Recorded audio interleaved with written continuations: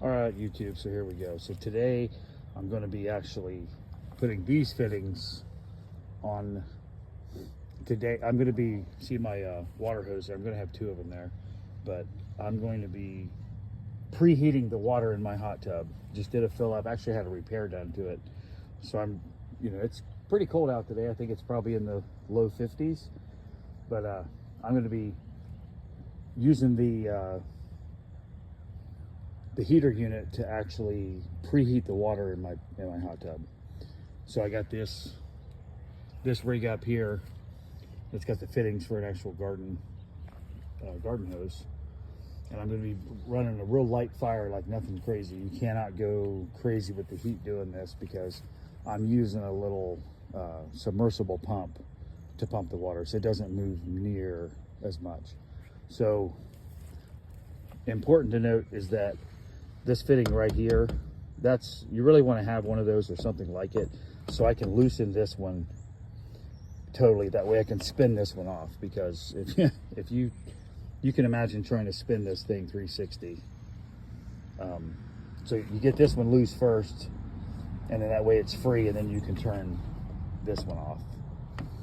So all right, to be continued.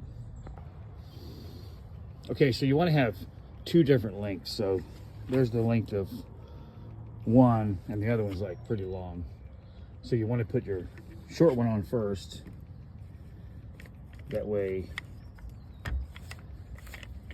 you give room for this thing to actually spin on, right? I'm not going to get crazy about tightening this because it's really low pressure. I will turn it, but then that way, when it comes time to put this one on, you got room to spin that little attachment.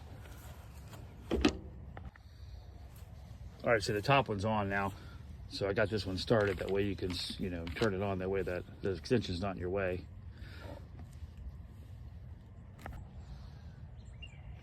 So there we go. We're actually hooked up with one line there, and then the other one I'll hook up here in a minute. I'm using the other hose to currently fill the hot tub.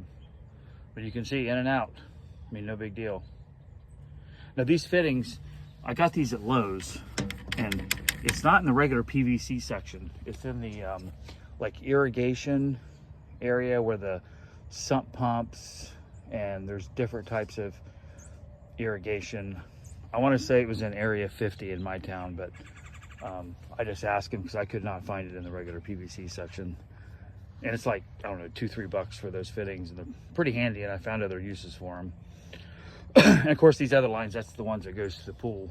So I just unhooked them for now. No big deal. And actually, while I'm covering it,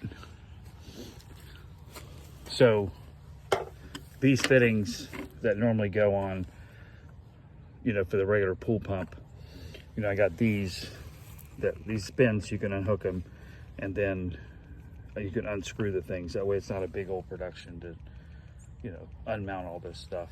I can just turn them off. Now, I did buy me a cheap set of big old channel locks. They're like $15, Master Force. I did actually have one. I got a little too aggressive tightening this thing, and I cracked it. I didn't realize it, and then later today it was like spraying all over the place. But I priced it for just a few bucks, and I have some extras now. So, and that's the repair section I put into it, just to repair the one I currently had. But I wouldn't get too crazy about tightening these things on. And as far as thread tape, I use the liquid stuff, the paste, instead of the actual tape. It's kind of nice because you can, if you take them on and off, you can just kind of smear it around again on the clean part of the threads, and it works the same. Like I said, you're not dealing with crazy amounts of pressure. So again, I would not get too nuts about really tightening these things up. And once I get the hot tub filled, then I'll be ready to go. So a couple buddies of mine gave me a whole bunch of pallets, and that's my current stash. These things work great for heating the pool. Yeah, you got to deal with nails, but I don't really care. It don't bother me a bit. I'll deal with it. Okay, so I'm filling the pool here. Just to get an idea, the heater is actually pretty far away. There it is, the smokestack's picking up. It's actually about 120 feet, but I don't care. I mean, there's plenty of heat in that firebox. And there's the little cheap submersible I'm using. I mean, it's like, I don't know, $100 for this thing. Got it at Lowe's. Oh, there you go. There's your model number. It works for me. It comes with little adapters where you can use the male or female end to actually hook into the thing. We'll just dunk it in there and I'll start pumping it. So, you know, in theory, if I had enough hose, and I might actually have it, but I could actually be heating it now and run it directly from the house supply through the firebox and then into the pool and have it like slightly heated now on the way in. But then I would have to find a way of switching it pretty quickly to the submersible. I could put a bypass on. I'm sure I could do that. It's probably my plan long term, is to be able to run it like the pre-fills also being heated. But just a pretty cool, you know, addition to having a swimming pool heater that runs off firewood, because now I can use it really to heat any kind of, if I just need to heat some water, I can do it with not much wood. It doesn't take much wood to do this. In fact, I got to be really careful about not putting a fire in there that's too hot, because this little thing only pumps so much water and it's nothing like what the swimming pool pump does. So, you know, I've watched it. The first time I did this, I was freaking out because I was really afraid that water was going to get too hot. And as soon as I saw it jumping, because my temperature probes are here, so my temp was showing, you know, it was jumping to like 100, 115, 120 real quick.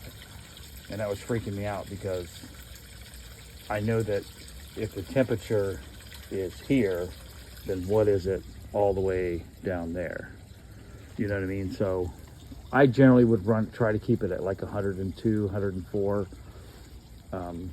Because it's relative, right? If this water's 55 and it's coming in at 85, then you get a 30-degree rise.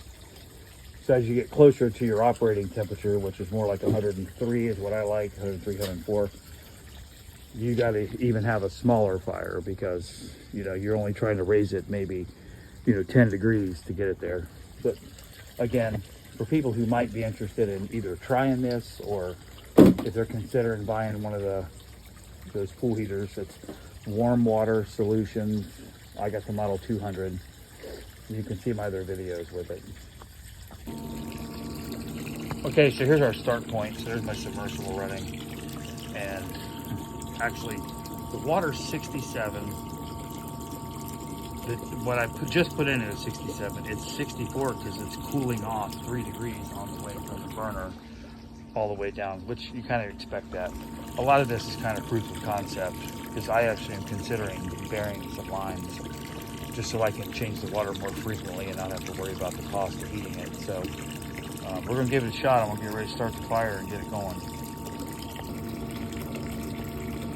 All right, so we've been running for a little bit now. I've been trying to get the sweet spot, so I'm looking, and I'm up like 7 degrees. It's been probably about 30 minutes.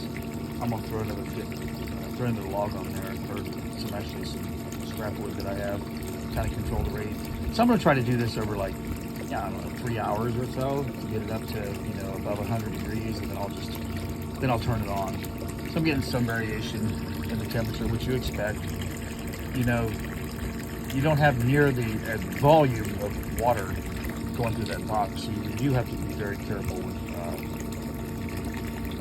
the intensity of the fire, because it's just moving slower. So, but it still works. See, I'm about to drop the little temp right now, so I can probably burn it down. So I'll get up to the box here and toss another one in there, and we'll see how we're doing. So here's the fire that I'm doing here. Nice and small, you know, nothing crazy, because don't want to go. I'm gonna drop my tip thing. So, you know, the hot tub's 74, 73, 74, and I'm coming out. So I got like a 14, 15 degree rise, which is totally fine. You can't go crazy. You know, you don't want to try to heat the thing up in an hour, because you're going to overheat that thing for sure. You're going to overheat and your lines are going to melt off. The plastic will melt at, I think, 140. So I'm going to add just one little. I actually got some of those pallets that I cut up, and they burn actually quite well. I don't really want some big dogs. like these. That's a good one to kind of fire it up a little more. So there you go. All right, some in the house right now. So right after I threw those small pieces on, I mean, look at that. I've got it's a 25 degree rise. And this will probably last for probably 15-20 minutes or so. Won't take long, but that's a pretty solid jump. All right, so here we go. It's been about 3.5 hours. I was on the phone for like an hour and couldn't really tend to it, but we're at 102, coming in at 111. So this was all done with the hot tub being off. It's completely off. So 100% done with firewood. Pretty cool. You know, it's not really for everybody, but the preheat's pretty nice. I know by the time the fire wears down that I'll probably be 2 or 3 more degrees warmer than that. But I'm pretty happy with the result. Could probably do it a little bit quicker with certain factors. So I'm good to go. I'm going to turn it on now. And all done with firewood and the pool heater. Oh, I gotta. So yeah, feels good. All right, there you go.